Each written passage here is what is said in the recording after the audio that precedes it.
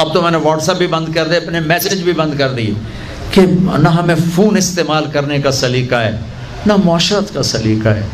2-4 دفعہ کال نہ اٹھاؤ تو میسج آ جاتا ہے، بڑے مغرور ہو گئے ہو، بڑے متکبر ہو گئے ہو، غریبوں کا فون نہیں اٹھاتے ہو۔ یہاں کوئی وزیر ہوتا تو اس کا تو فوراً اٹھا لیتے، میں چونکہ غریب ہوں اس لیے میرا فون نہیں اٹھا رہے ہو۔ یہ اس قسم کی واہیات خرافات بولتے ہیں تو دل دکھتا ہے کہ یہ تکبر کسے کہہ رہے ہیں؟ ایک ہاتھ سے مصافحہ کر لو، بڑا متکبر ہے، ایک ہاتھ سے مصافحہ کرتا ہے، سب سے 4 انگلیاں دیتا ہے، دونوں ہاتھوں سے مصافحہ نہیں کرتا۔ ارے بھائی ایک ہاتھ سے مصافحہ بھی سنت ہے، دونوں ہاتھوں سے بھی سنت۔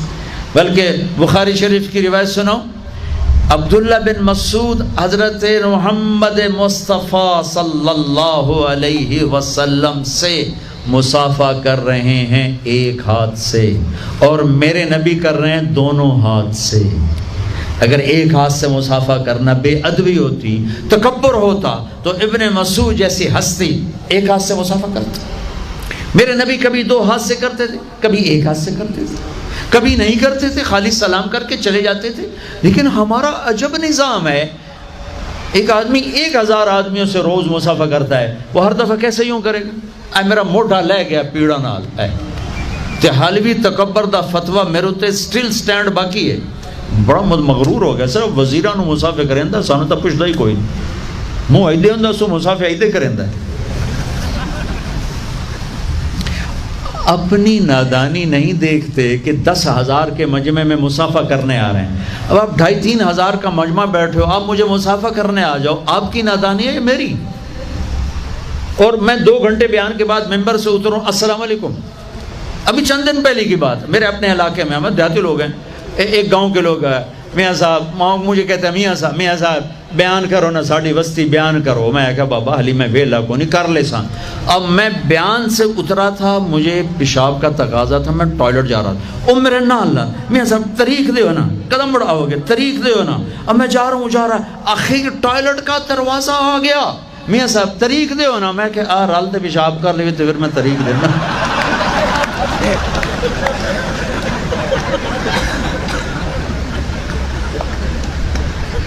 اب اگر میں کہتا ہوں نہیں تو کہتا بڑا متکبر ہے، کوئی وزیر بولا تھا نا تو چلا جاتا، یہ ہم غریبوں نے بولا آیا ہی نہیں۔ بھائیو آداب معاشرت کا ہی نہیں پتہ، آداب معاشرت کا ہی نہیں پتہ۔ اس فون نے زندگی برباد کر دی۔ میں ہر بیان میں کہتا ہوں یہ ضرورت کی چیز ہے، کھاتے ہوئے ظلم ہے اللہ کی قسم تمہارا اپنے اوپر کہ تم ایک ہاتھ سے فون سے ایک ہاتھ سے کھانا کھا رہے ہو۔ کتنی دفعہ میں نے ان کے ہاتھوں سے فون چوں پاگل ہو اس پیسے نو اگلا دو جو توڑی مت مار دے۔ ٹیلی فون ٹائلٹ میں سودا کر رہا ہے، چکا لے مال چکا دے جے، وہ پھٹے منہ تیرے سودے دا، وہ کام کر جڑا کرنا ہے۔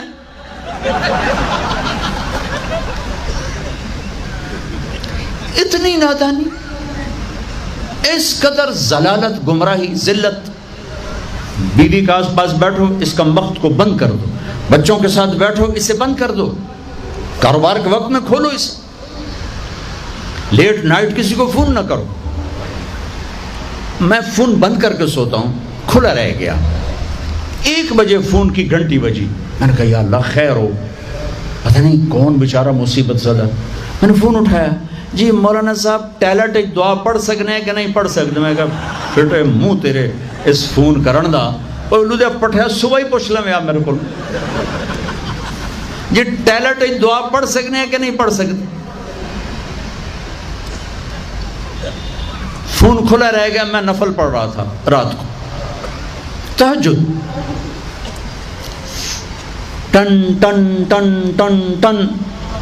میں جب نفلوں سے فارغ ہو کر اٹھا تو رب ذوالجلال کی قسم 1 نمبر سے 80 کالیں تھیں، 80۔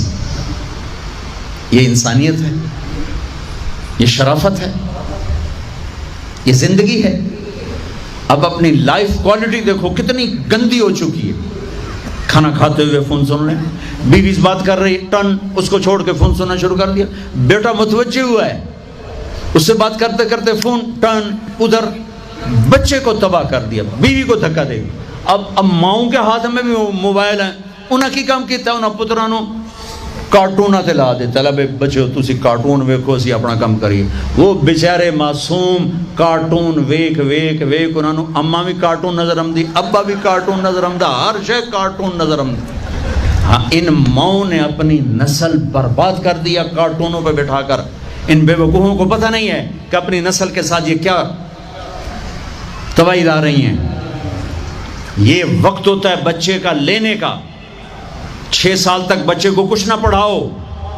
میرے بس میں ہو میں سارے سکول بند کر دوں جو 3 سال کے بچے کو لے کر ظلم و ستم کرتے ہیں اور اپنے پیسے کھڑے کرنے کے لیے ہماری نسل کو برباد کر رہے ہیں. میرے نبی نے کہا 7 سال تک بچے کو نماز بھی نہ کہو. کیا کہو؟ گود دو. ماں باپ اپنی گود دیں. اس وقت بچہ خالی ذہن ہو کر چیزوں کو پک کر رہا ہوتا ہے, لے رہا ہوتا ہے, لے رہا ہوتا ہے, لے رہا ہوتا ہے. جب اس کے اوپر پڑھائی کا بوجھ آتا ہے تو ساری فائلیں اس کی ڈسٹرب ہو جاتی.